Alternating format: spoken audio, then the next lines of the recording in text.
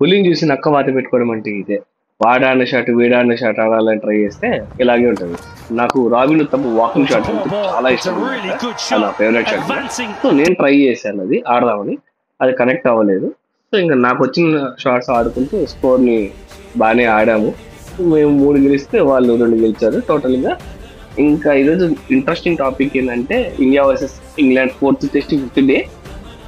Batsmen ఇద్దరు, all-rounders ఇద్దరు అడ్డంగా నిలబడిపోయినారు. మ్యాచ్ వాళ్ళ చేతికి వెళ్ళిపోకుండా. బ్యాట్స్మెన్స్ నిలబడ్డం నార్మలే, కానీ bowling allrounders Jadeja and Washington Sundar నిలబడ్డం అనేది గ్రేట్. అడ్డంగా నిలబడిపోయినారు. అది ఎంతలా అంటే ఒకనొక టైంలో ఆపోజిట్ కెప్టెన్ బెన్ స్టోక్స్ వచ్చి అడుక్కున్నాడు, వాళ్ళు డ్రా చేసుకున్నాం పట్టం రాని. బట్ మన వాళ్ళు ఒప్పుకోలేదు, ఎందుకంటే అప్పటికే జడేజా 89 అండ్ వాషింగ్టన్ సుందర్ 81 లో ఉన్నారు.